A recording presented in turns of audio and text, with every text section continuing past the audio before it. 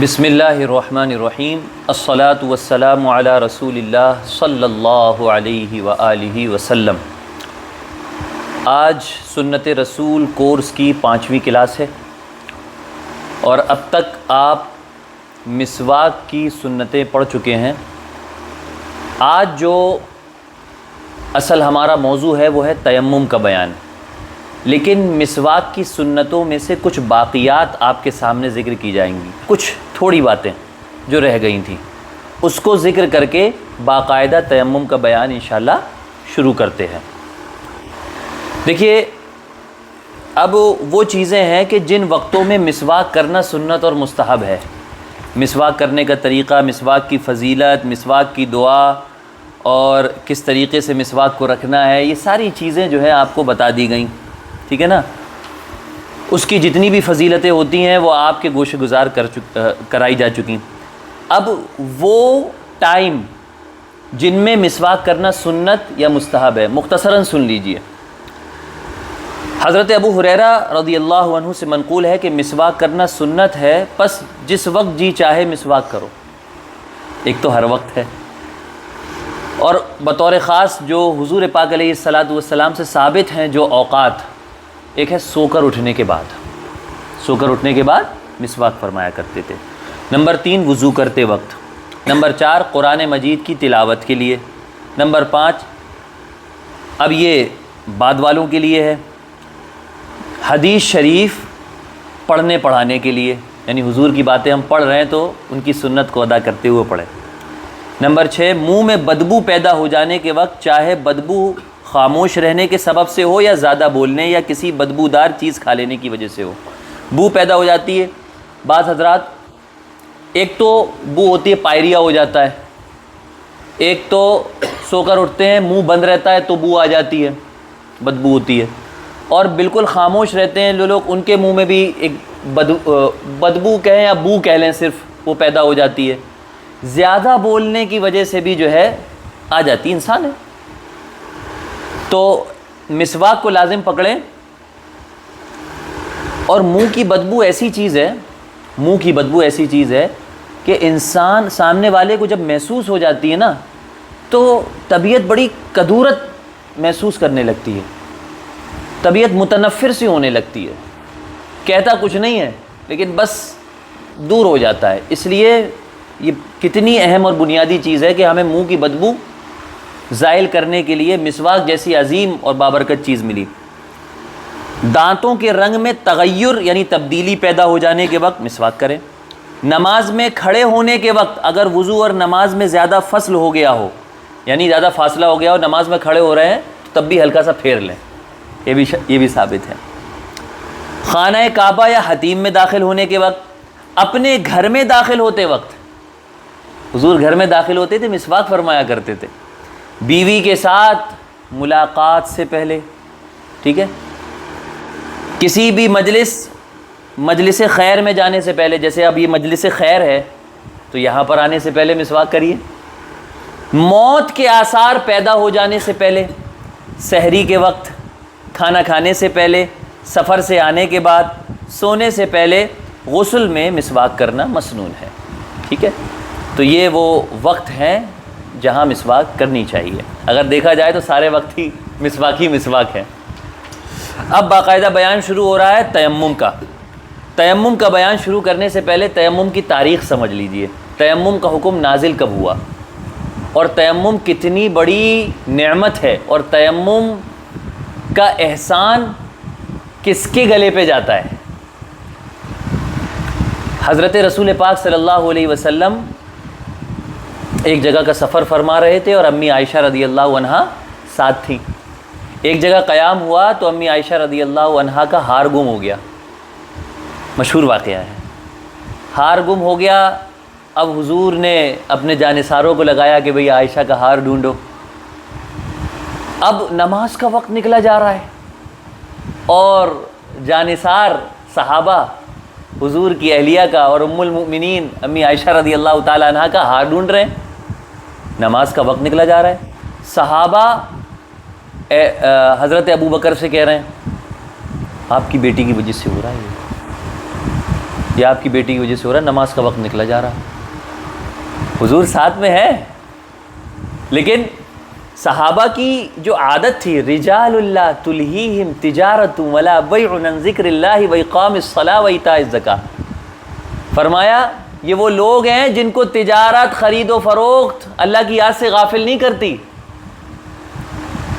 واقام الصلاۃ، وہ نماز پڑھنے والے ہوتے ہیں، زکوٰۃ دینے والے ہوتے ہیں۔ صحابہ کی شان تو یہ ہے، اس لیے ان کو فکر ہو رہی ہے، فکر ہو رہی ہے انہیں۔ حضرت ابو بکر صدیق رضی اللہ تعالیٰ عنہ آگ پگولا ہو رہے ہیں، عائشہ کی خبر لیتے ہیں، سیدھے حضور کے خیمے میں گئے۔ حضور امی عائشہ رضی اللہ عنہا کے گود مبارک میں سر مبارک رکھ کر آرام فرما رہے تھے اور آنکھیں بند تھیں۔ پردہ ہٹا کر امی عائشہ کو ڈانٹ رہے ہیں، یہ وجہ سے ہوا ہے، سب پریشان ہو رہے ہیں۔ فیشیل ایکسپریشن، اس کے الفاظ بھی آتے ہیں، کیا فرما رہے تھے، یہاں تک آتا ہے کہ حضرت ابو بکر صدیق رضی اللہ تعالی عنہ اپنی بیٹی عائشہ کے نوچا تک جا کے، سب تمہاری وجہ سے ہوا ہے، سب پریشان ہو رہے ہیں۔ پھر ایک دم تھوڑی دیر بعد حضور پاک علیہ الصلوۃ والسلام نے اپنی آنکھیں مبارک کھولی اور تیمم کا حکم نازل ہو گیا۔ نماز کا وقت نکلا جا رہا تھا، فَتَيَمَّمُوا صَعِيدًا طَيِّبًا فَامْسَحُوا بِوُجُوهِكُمْ وَأَيْدِيكُمْ، کہ پاک مٹی کے ذریعے سے تیمم کر لیا جائے، کیونکہ صحابہ کے پاس نہ پانی تھا اور صحابہ نہ ایسی جگہ تھے جہاں نہ پانی تھا، نہ صحابہ کے پاس پانی تھا نہ اس جگہ پانی تھا۔ تیمم کا حکم نازل ہوا۔ اب وہ صحابہ کیا فرما رہے ہیں حضرت ابو بکر سے، ابو بکر یہ تمہاری پہلی برکت نہیں ہے، ابو بکر یہ تمہاری پہلی برکت نہیں ہے، اسلام میں تمہاری برکتیں پہلے سے چلی آ رہی ہیں۔ یہ ایسا حکم ہے تیمم کا جو کسی امت کو نہیں ملا، سمجھ میں آ رہی بات، کسی امت کو یہ حکم نہیں ملا، یہ امت محمدیہ پر احسان ہے اللہ رب العزت کا، اور اس احسان کا ذریعہ بنی امی عائشہ رضی اللہ عنہا۔ اور پھر جب وہ سواری اٹھی، اونٹ اٹھا، نیچے ہی ڈلا ہوا تھا ہاتھ۔ اب اس سے یہ بات ثابت ہو جاتی ہے حضور پاک علیہ الصلوۃ والسلام کو علم غیب تھا،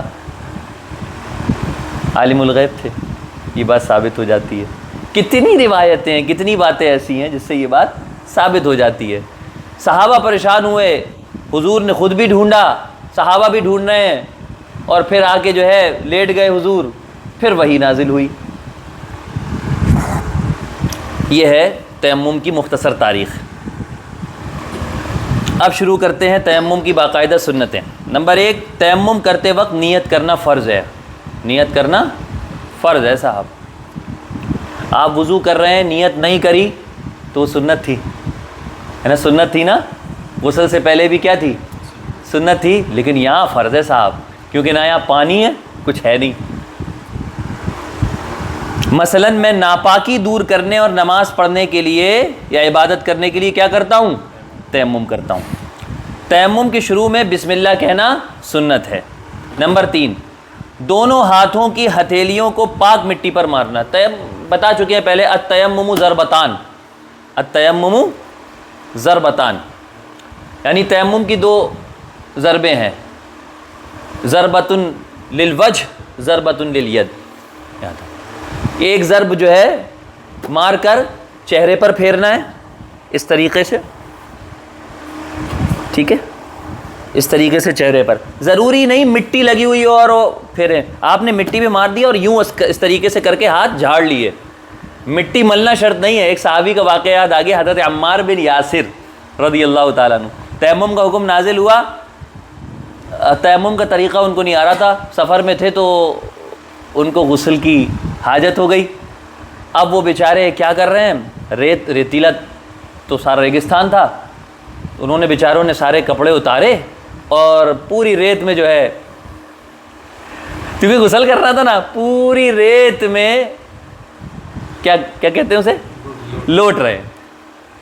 حضور کو آگے انہوں نے بتایا کہ اللہ کے نبی میں نے اس طریقے سے تیمم کیا۔ حضور نے فرمایا تیمم ضربتان، تیمم کی 2 ضربیں ہیں، چاہے وہ غسل کا ہو چاہے وضو کا ہو، نیت کرنی ہوگی۔ آپ غسل کا کر رہے ہیں، آپ کوئی بڑی ناپاکی سے پاک ہونے کے لیے، غسل کے لیے بھی تیمم کافی ہو جائے گا، غسل کی طرف سے بھی اور وضو کی طرف سے بھی۔ تو دونوں ہاتھ کی ہتھیلیوں کو پاک مٹی پر مارنا ہے۔ نمبر 4، پاک مٹی پر ہاتھ مارتے وقت انگلیوں کا کشادہ رکھنا سنت ہے، ایسے ایسے نہیں، ایسے، تاکہ غبار اندر تک اچھی طرح پہنچ جائے، ٹھیک ہے۔ نمبر 5، مٹی میں ہاتھ ملنے کے بعد دونوں ہاتھوں کی مٹی جھاڑنا یعنی تھوڑا جھٹکنا سنت ہے۔ اگر مٹی زیادہ لگ جائے تو منہ سے پھونک دیں۔ شریعت کو یہ مقصود نہیں ہے کہ مٹی اٹھا اٹھا کر چہرے پر لگائیں۔ آدمی وہم میں مبتلا ہوتا ہے، یار صحیح سے مٹی لگی کہ نہیں لگی ہے۔ نمبر 6، دونوں ہاتھوں کو پورے چہرے پر اس طرح پھیرنا کہ ایک بال برابر بھی کوئی جگہ نہ چھوٹے، یہ فرض ہے۔ ہاتھ پھیرنا ہے، ضروری نہیں ہے کہ مٹی جائے، ہاتھ پھیرنا ہے۔ نمبر 7، چہرے کے مسح کے بعد داڑھی کا خلال کرنا بھی سنت ہے، یہ سنت ہے، اگر نہیں کیا تب بھی تیمم ہو جائے گا۔ یہ اہم بات ہے، جن کی داڑھیاں ہیں، تقریباً سبھی کی ہیں، کسی کی کم تو کسی کی زیادہ، تو ضروری نہیں داڑھی کا خلال، سنت ہے مگر، کیونکہ ہم سنت رسول کورس پڑھ رہے ہیں تو سنت پر بھی عمل کرنا ہے بھائی۔ پھر دونوں ہاتھوں کو پاک مٹی پر مار کر دونوں ہاتھ کوہنیوں سمیت پھیرنا، یہ فرض ہے، یہ دوسرا فرض ہے۔ ایک فرض تو چہرے پر پھیرنا ہو گیا اور دوسرا فرض کوہنیوں تک۔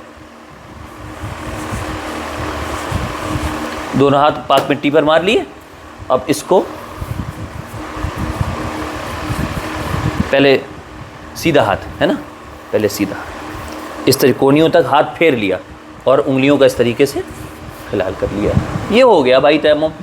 اب آپ چاہے بڑی ناپاکی تھی آپ کے ساتھ، چاہے چھوٹی ناپاکی تھی، وہ آپ کا تیمم دونوں کی طرف سے کافی ہو گیا۔ ہاتھوں میں انگلیوں کا خلال کرنا، اگر انگوٹھی وغیرہ پہنے ہوئے ہوں تو اسے اتارنا یا ہلانا ضروری ہے، ضروری ہے، جیسے وضو میں تھا۔ نمبر 11، اسی ترتیب میں تیمم کرنا سنت ہے، اسی ترتیب میں تیمم کرنا سنت ہے جس ترتیب سے نبی کریم صلی اللہ علیہ وسلم نے کیا ہے، یعنی پہلے منہ کا مسح، پھر دونوں ہاتھوں کا مسح۔ مسح کے معنی چھونے کے آتے، چھوئی تو رہے۔ اب آپ دیکھیے مسح کیا ہوتا ہے، آپ اسی وجہ سے وضو میں نیا پانی لینے سے منع کیا، جو پانی ہے وہ لگا لو، ایسی جو مٹی ہے تمہارے ہاتھ میں وہ لگا لو۔ نمبر 12، ایک عضو کے مسح کے بعد بلا توقف دوسرے عضو کا مسح کرنا مستحب ہے، یعنی پے در پہ۔ نمبر 13، جس شخص کو اخیر وقت تک پانی ملنے کا یقین ہو یا گمان ہو تو اس کو نماز کے اخیر وقت تک پانی کا انتظار کرنا مستحب ہے، فرض نہیں ہے۔ یہ ہے کہ بھائی صبح وقت شروع ہو رہا ہے 4 بجے مثال کے طور پر فجر کا، ہمیں یقین ہے، یہ گمان ہے کہ 3:30 بجے تک مل جائے گا پانی، تو انتظار کر لے، یہ مستحب ہے۔ لیکن نہیں بھی کرتے تو بھی کوئی حرج کی بات نہیں۔ نمبر 14، تیمم کرتے وقت قبلہ رخ ہونا اور بجز ذکر الہی کے اور کچھ نہ بولنا بھی مستحب ہے، ٹھیک ہے، قبلہ رخ ہو کر ذکر الہی کے سوا کچھ نہ بولنا، یہ مستحب ہے۔ لکڑی، لوہا، سونا، چاندی، تانبا، پیتل، المونیم، شیشہ، رانگ، جست، گیہوں، جو اور تمام غلے، کپڑا، راکھ، ان تمام چیزوں پر تیمم کرنا ناجائز ہے، ٹھیک، بات سمجھ میں آ گئی؟ یوں سمجھو کہ جو چیزیں آگ میں پگھل جاتی ہیں یا جل کر راکھ ہو جاتی ہیں ان پر تیمم کرنا ناجائز ہے، جائز نہیں ہے۔ سونا، پیتل، چاندی آگ میں پگھل جاتا ہے یہ، اس لیے ان پر تیمم کرنا جائز نہیں ہے۔ اب کس پر کیا جائے بھائی؟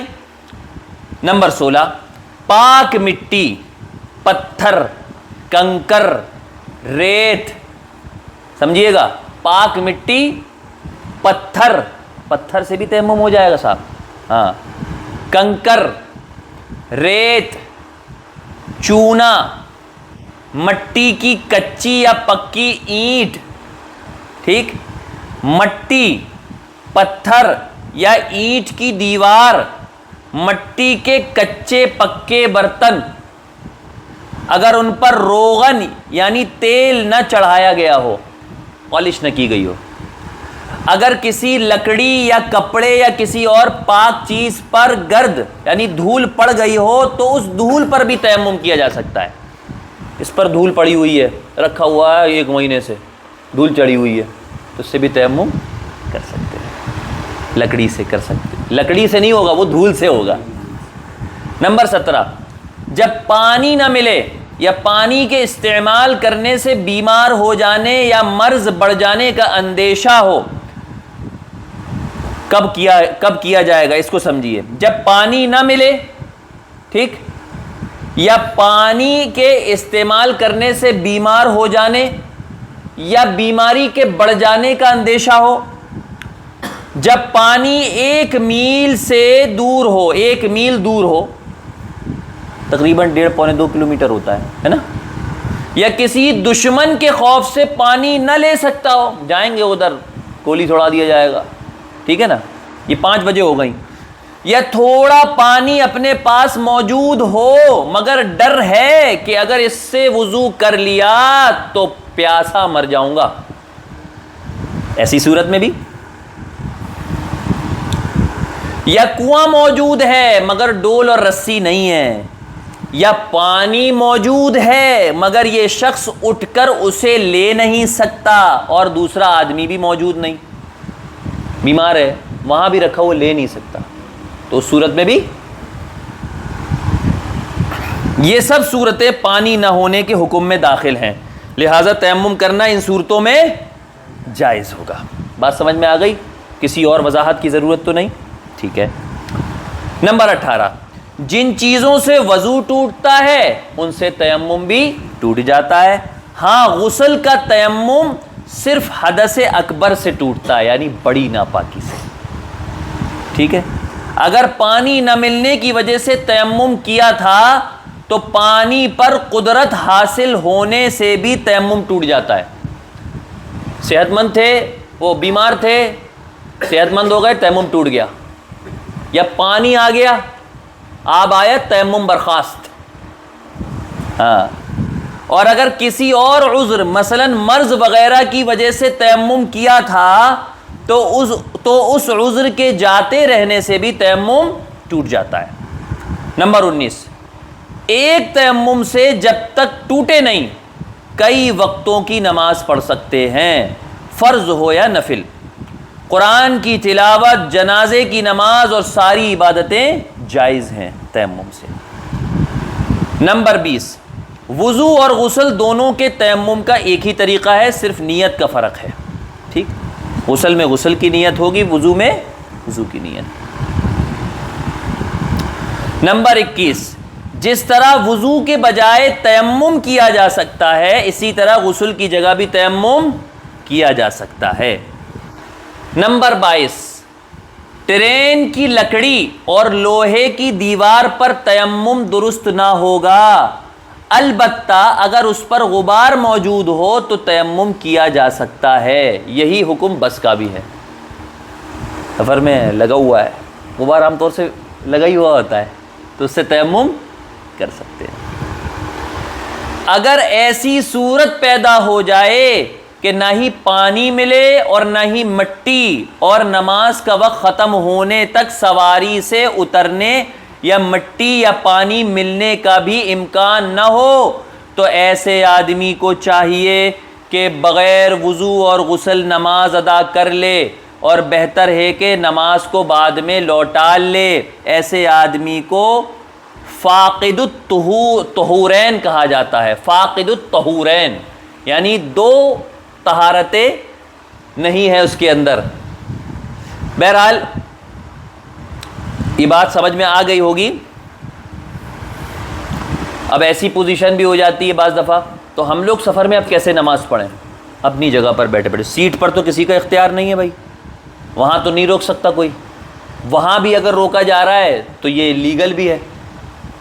آپ جس سیٹ میں بیٹھیں، جو سیٹ آپ کی، آپ اس سیٹ پر پڑھیں، پھر نماز کا وقت ہو جائے اس سیٹ پر نماز پڑھ لیں، پھر بعد میں دوہرا لیں گھر پر جا کر، کیونکہ قیام فرض تھا وہ نہیں کر سکے، اگر قیام تو فرض تھا نا وہ نہیں کر سکے. اس سے یہ ہوگا، اللہ کی ذات سے امید ہے کہ آپ کو وقت پر نماز ادا کرنے کا ثواب مل جائے گا. تو یہ تیمم کا مختصر پر اثر بیان آپ کے سامنے جامع بیان، جتنی بھی ضروری باتیں تھیں وہ عرض کر دیں. ٹھیک ہے بھائی. سبحان اللہ و بحمدہ، سبحانک اللہم و بحمدک، نشہد